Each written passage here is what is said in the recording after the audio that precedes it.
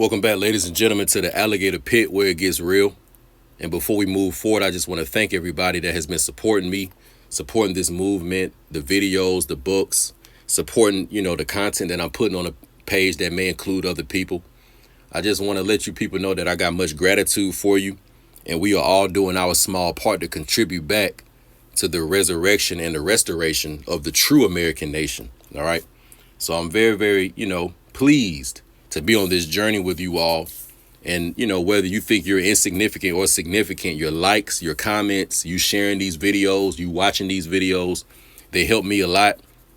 And they help go against the battle that I'm having on YouTube, where a lot of my videos are probably blocked and shadow banned, and they probably should be getting a lot more views than they're getting. But those couple of people, them small few people that are staying consistent with me, I just want y'all to know that I'm rocking out hard with y'all. I'm fighting with you all, and we're going to continue to evolve in this together, all right? So the objective of this video basically is we're going to talk about some of the ancient American history as it pertains to a civilization and a nation that was once great. But, after a couple of 100 years today, you would think that the people who created the American civilization either have disappeared, they vanished, or maybe they're just not interested anymore. If you look at the show Ancient Aliens on the History Channel, this is where you're going to see a lot of propaganda. So, yeah, they may show you the pyramids on there. They'll show you the mounds and all these other great things around the world. But when it comes to who built these civilizations, although they'll literally show you a pyramid in let's say, the Yucatan that dealt with the Maya, right? So they'll show you a Mayan pyramid, and they'll even go so far to show you the copper-colored, brown skin complexion, Negroid phenotype, people on the temple walls that more than likely were living during that civilization and more than likely built that. They'll literally show you all that, but in the end, they'll still say that maybe it was built by aliens, or maybe it was built by, somebody coming from another dimension. In other words, they got a Hollywood twist that they put on it, right? And a lot of that, of course, like I say, it's entertainment, is production, is propaganda. But it's just very interesting to me, man. Like, they'll say that it was a 100-leg, 100-armed octopus that built the pyramids. Before that, they'll say that it was some Black Americans that built it. These people will go play Ring Around the Rosie. They'll play Dora the Explorer and go around the whole world, around the whole universe, and come up with all these crazy, whacked out, cooked out sounding theories. But something that's very, very plausible and probable that's right there in your face, they won't admit to it, So this is one of the curses that come with so-called Black American people by us nationally not doing our due diligence to resurrect our own history and create our own civilization here, simultaneous with the United States of America, believe it or not. We've opened up the door and allowed the History Channel and people like Ancient Aliens to come in and really just take your birthright, to take your inheritance, and then totally give it away to somebody else. You know what I'm saying? So people like me, that's something that a lot of my work is designed to combat that, to combat those deceptions and those lies. But, I thought about also the biblical scripture in the Old Testament, where I want to say it's the prophet Ezekiel, and he talks about the valley of dry bones, where he talks about, how the Israelite people had a potential to be a great people and be a great nation, but for a variety of reasons, which is ultimately them just being in their lower selves, they didn't reach their max potential, and they didn't really reach the things that the Almighty had put them here to do. And I would say that's the same for so-called Black American people. We haven't reached our fullest potential. Yes, we did great things by creating science, medicine, pyramids, etc. But there are even greater things that we can do. And I would say for the last, let's just say for the last maybe like 150 years, since the mid 1800s up until now, we've been on something else basically. And this is, like I said, this has opened up the door for the propagandists to come in, the deceivers to come in, the Satanists, the Luciferians to come in, the Babylonian magicians of Hollywood to come in and create their narrative about what the history is, So that's what it is. Most of the history that I get about my own ethnicity and bloodline as it pertains to my family, as you all can see, and you'll see a few more of them, but my relatives are from the deep backwoods of Georgia. All right. And they have not, been subject to propaganda. They haven't been subject to, the public education system. And they haven't been subject to a lot of the things that have brainwashed our people into thinking what our history truly is. So that's why I know things about, my Mississippian ancestry, because I got people in my family members that are still alive that talk about it. They're in their 70s, they're in their 80s, and they may not remember all the information. But I can tell you this, I've never had one family member tell me that we have so-called African ancestry. Not one, So most of you all are going to get more accurate and thorough information, believe it or not, from your old country relatives that aren't sitting around watching a bunch of TV, that ain't sitting around on YouTube and Facebook all the time, consuming a bunch of lies. See, all they have is just whatever oral traditions that were, in the community when they were growing up. That's what they have, and that's what they pass on to you. For example, with myself, my great aunt, her name was Mary Z. Armour, which is my mother's aunt, but my great aunt, when my mother was a teenager, she told my mother that she was a Blackfoot Indian and that our family are Blackfoot Indian. All right. Now, my great aunt didn't get that from reading it in a book. She didn't get that from a Google search. She didn't get that from the school public education system. She didn't get that from watching Ancient Aliens or any of these other sources that we're using today to get our information. She more than likely got that directly from some of her ancestors who still knew about the Mississippian bloodline and how that pertains to our people here. So if that works for me, it'll work for you. And that's how my consciousness stays in alignment, and I can still be on the path to get towards what the truth is.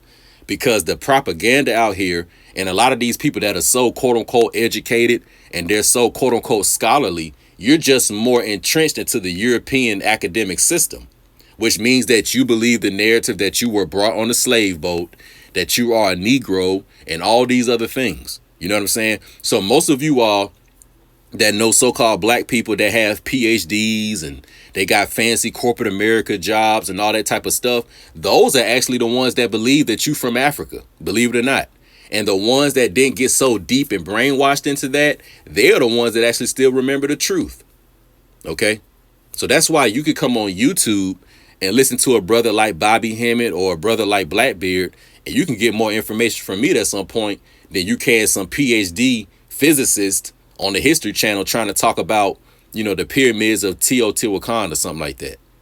Okay. So we got to, take that primary responsibility about finding out what the truth is and setting aside the time to do that. Because believe it or not, your family, your sons and daughters, your grandchildren, they are going to be subject to that.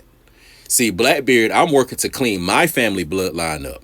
You see, so when I have my sons and daughters and my grandchildren, I can give them the truth, and they could be on a much better, easier path than I was on, that my parents were on, etc.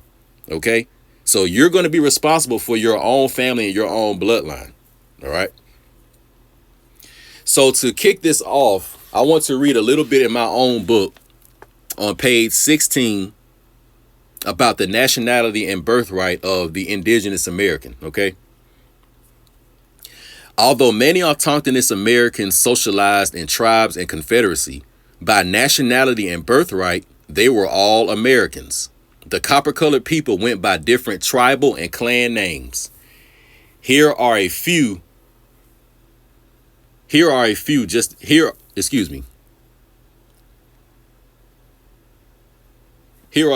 name. Sorry about that, y'all. I was looking at something else.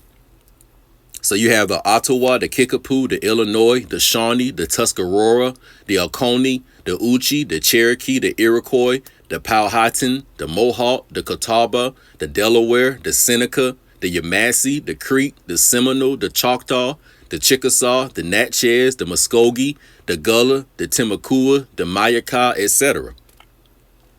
Each of these tribes were made of numerous members, and the collection of certain tribes would make up a confederacy.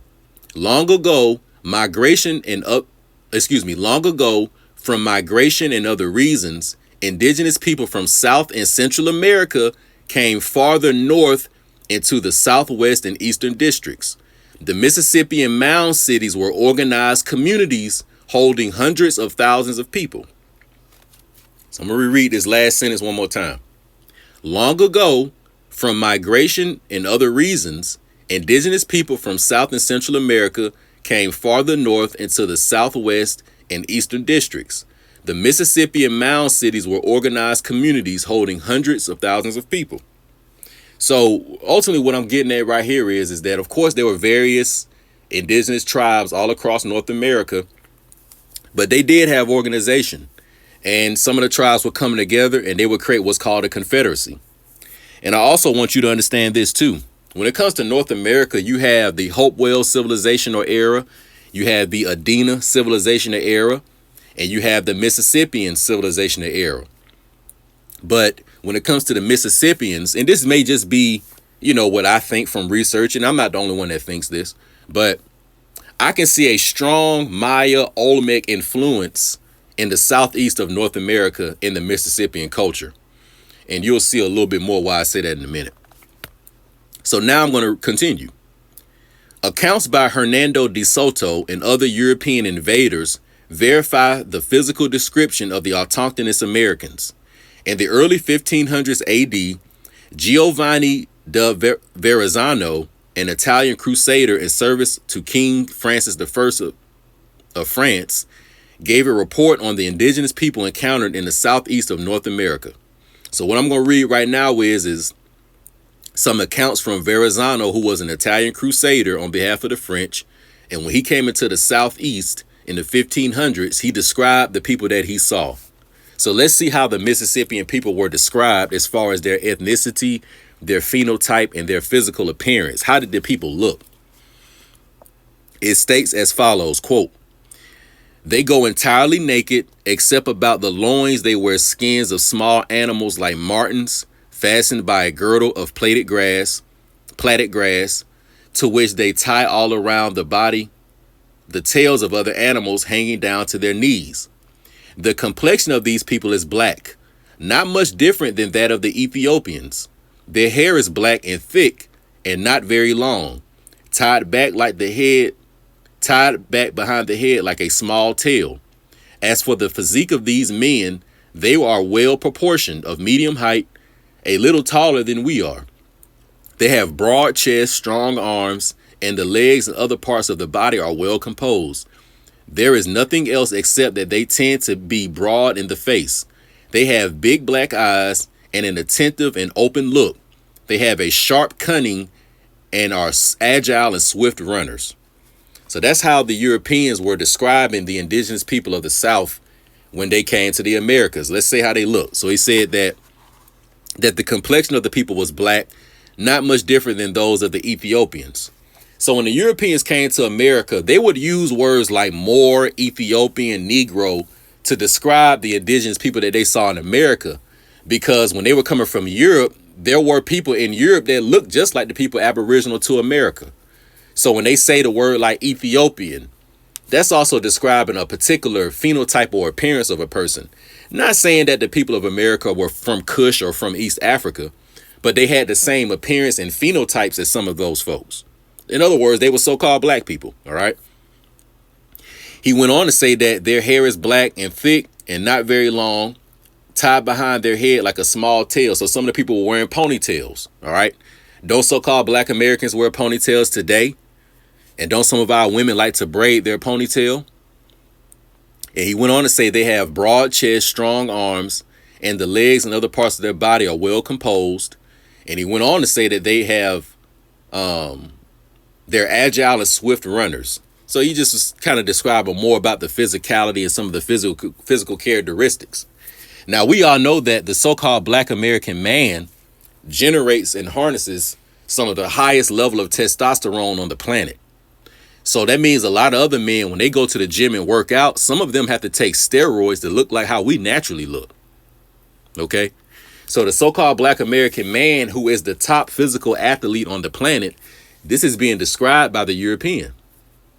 So there's no coincidence today that majority of the NFL and majority of the NBA, which are professions that require a high level of athletic ability, the same way that we're dominating it today is the same way we dominated it in the ancient world. So the modern day landscape of who is in the NBA and NFL and who has the most success, who do these scouts look for the most, it's the so-called black American athlete. This was even stated by one of those old commentary announcers, Jimmy the Greek. I want to say it was back in the 70s or 80s maybe. But long story short, he came out and basically said that the so-called Black American athlete is superior. All right. Now, I don't think he probably was supposed to publicly say that, but he did say that. All right. So that's your deal with that. The next thing I want to talk about is we're going to talk a little bit about this Valley of Dry Bones, which is, it's going back to the Old Testament, and it's going back to the prophet Ezekiel when he talked about the ancient Israelites and how these people were once a great nation. But today, when you look at them, they look like a valley of dry bones. They look like just a bunch of dead people walking around, just like the so-called Black American.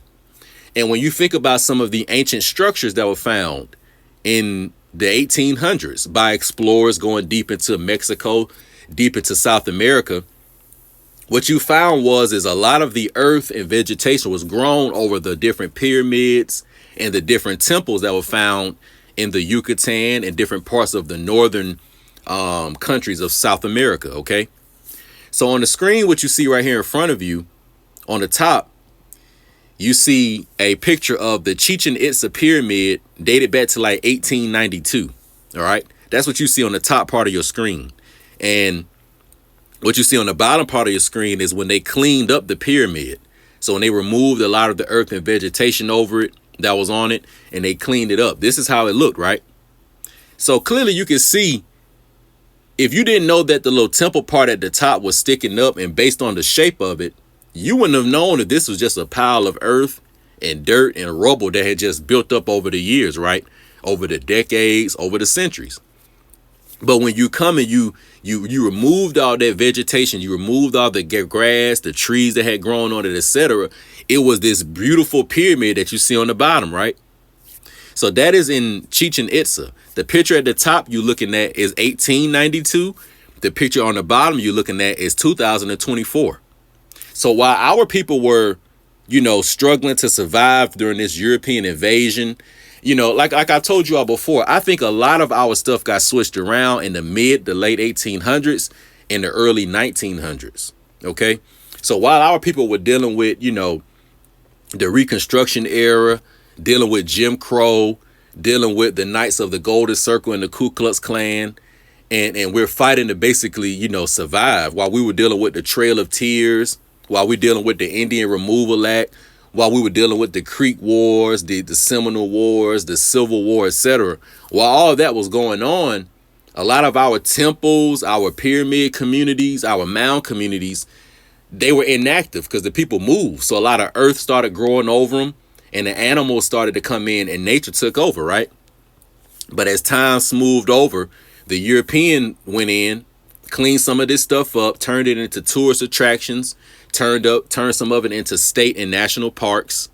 And that's pretty much what it is today. So you may not be able to see it on the bottom, but in Chichen Itza and a lot of these other pyramids, you can't just walk up to them and touch them and sit on them and, take pictures like you want, because the state government in these countries, they have taken over it.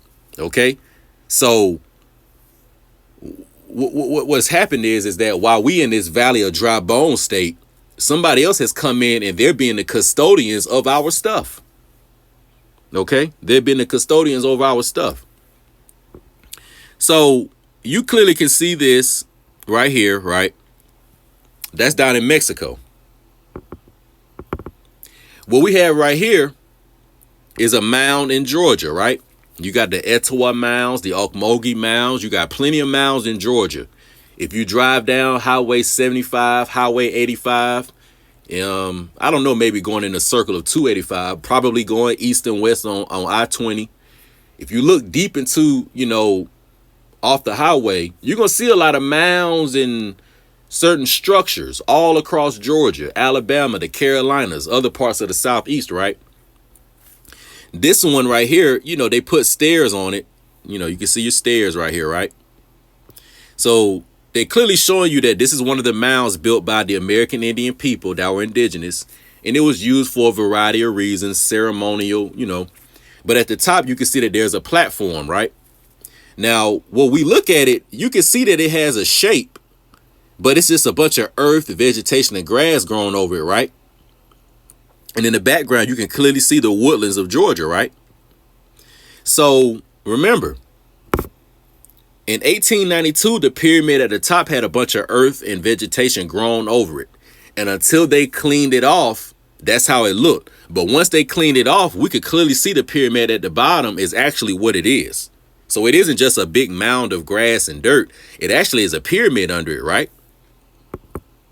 Well, what if I told you that? What if some of these mounds actually have structures up under them? And really, this is just earth and vegetation grown over it.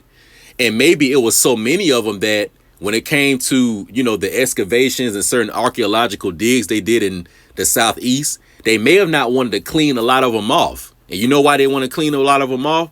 Now, this is just what I think, but this is what we're dealing with. So down in Mexico, you have Teotihuacan, pyramid complex community, etc., right? You can see the big stone pyramid in the background, right?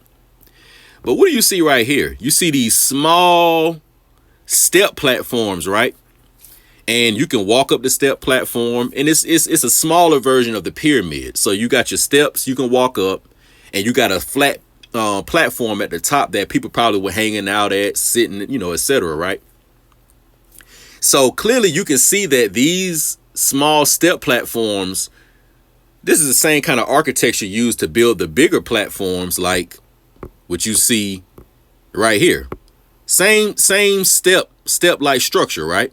So you can tell the people that built these probably are the same people that built these, right?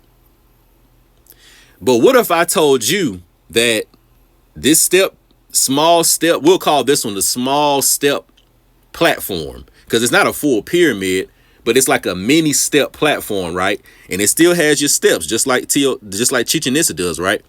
But what if I told you that just like how they have these down in Mexico and how maybe all the earth and vegetation were cleaned off of these, what if these are the same thing we're looking at right here?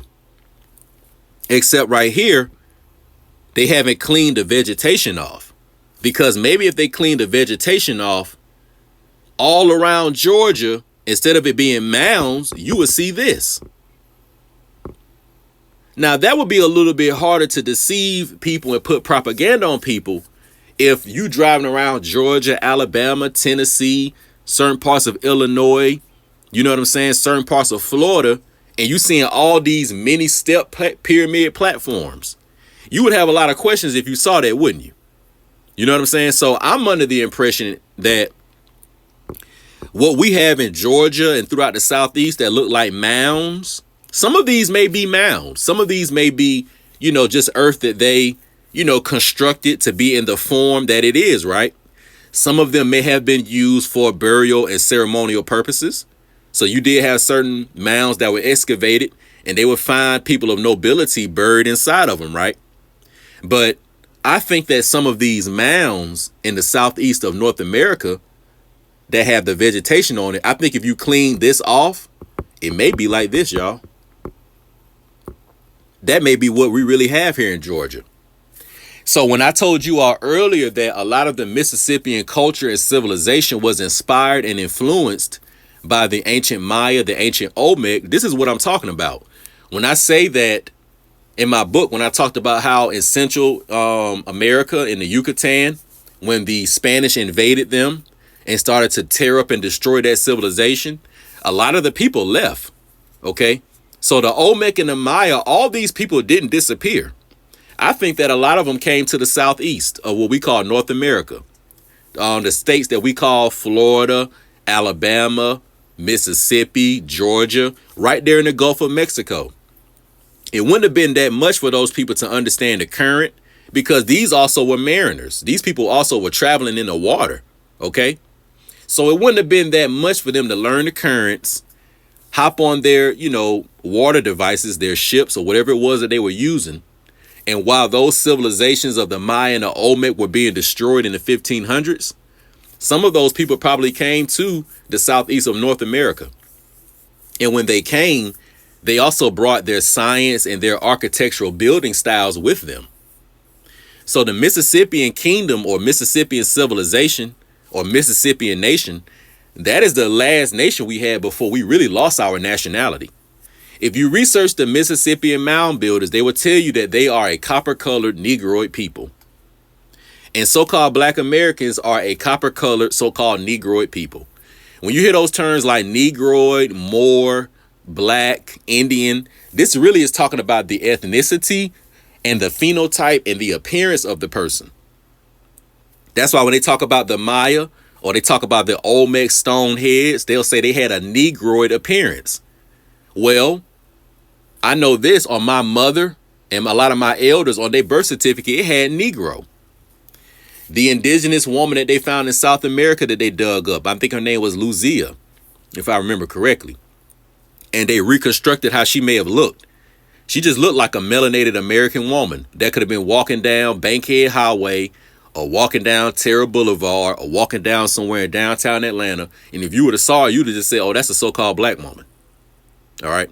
So we got to understand that the so-called Black American, we had various phenotypes, various, ways that our faces may have looked. But we all are so-called Negroid or so-called black people. OK, so it's not like we're not like, let's say, the people from Asia or China. Now, you got people from Asia. They may be from Korea, Japan, China, the Philippines, etc. Right. But you can see some of the similarities in how those people look, even though they are from different nations. Right. Well, what's unique and interesting about the so-called Black American indigenous is that we all are from the same families, same ethnic groups and same nation, but we have different phenotypes and different appearances. But we all come from the same American bloodlines. All right. So that's what I think we're dealing with here. I think that these step platforms that you see right here down in Teotihuacan, down, part of the Maya civilization, these are just cleaned off versions of this. All right. So this is how it looks with all the vegetation and the earth grown over it. OK, that's how it looks with the earth grown over it. That's how it looks when it's cleaned off. But it would make sense that the United States government didn't want to authorize all of these being cleaned off, because that may cause too many problems as to, who the original American is. It raises more question. It would have made it more difficult for them to do what they've been doing here. So that would be the incentive and the reason why they didn't clean them off. OK. And we also know this, too. I don't care where so-called Black Americans are throughout the country, but majority of us have some type of ancestral link to the southern or southeastern states of North America. All right. Not all of us, but majority of us do. All right. So we do know that you had a lot of migrations in the early 20th century, the 1910s, 20s, 30s, 40s, 50s. And you had Black Americans leaving from the South going into New York by way of, let's say, Virginia and North Carolina, or going to like Ohio and Illinois by way of Alabama and Georgia, or going out to California by way of, let's say, Mississippi or Texas. OK, so you may have grown up in Los Angeles, but your grandparents or great grandparents, they're probably from Georgia, or they're from North Carolina or something like that. So that's what we're dealing with here, y'all. And we're going to end the video with this. All this stuff is about ethnic national preservation. So it's not up to the Caucasian European man to tell us who we are and to preserve our stuff for us. There is no such thing as so-called white supremacy. Every ethnic national group is looking to preserve their own nation of people. You got to look out for your own group of people. OK, so until we all can get on the same page with at least understanding that we have a indigenous American ancestral link and we're at home, and from that point forward, we can figure out what we're going to do and how we want to do it. But we got to all at least agree on that. You know what I'm saying? Because right now, especially in the so-called conscious community, people ain't agreeing. You know what I'm saying? Some of us still saying we from Africa. Some of us saying that we the Israelites. Some of us saying that we Muslim Moors. Or, you know what I'm saying? It's too much. We ain't on the same page, basically. And until we can get on the same page about our American ancestry, and until we do our own independent research to feel confident in that ourselves, ain't nothing going anywhere. Because I'm going to tell you right now, Blackbeard don't need Ancestry.com to tell me who I am. Blackbeard don't need 23andMe to tell me who I am. No, Blackbeard needs my mother and father to tell me who I am. Blackbeard needs his elders and his own family right here in Georgia to tell me who I am. There's nothing that I can Google, find on YouTube, or find in a book that's going to be more powerful than what my own family members are telling me. It's just not. Especially my older ones, those that are in their 70s and 80s. They know. And all of them, all of the ones I talked to, I haven't put all of it on camera. All of them have told me something about us having American Indian ancestry. All right. So that's what we're dealing with, y'all. I want to say that these step platforms we see right here, we got them right here in Georgia and Alabama and throughout the South. They just look like this, and they got a bunch of earth on it. So my hypothesis could be true because, once again, in 1892, this is how Chichen Itza looked at the top. Bunch of earth on it, you know what I'm saying? Look like ain't nothing but a, you know, if the temple wasn't sticking out at the top, you wouldn't know what that was. You know what I'm saying? So it just looked like a bunch of earth grown. But at the bottom, cleaned off, is this beautiful pyramid. So what if that's the same thing we dealing with this? What if we clean this off and it looks like that? So y'all just think about that a little bit. Hit me up in the comment section. Tell me your thoughts. Like this video. Share the video. We out.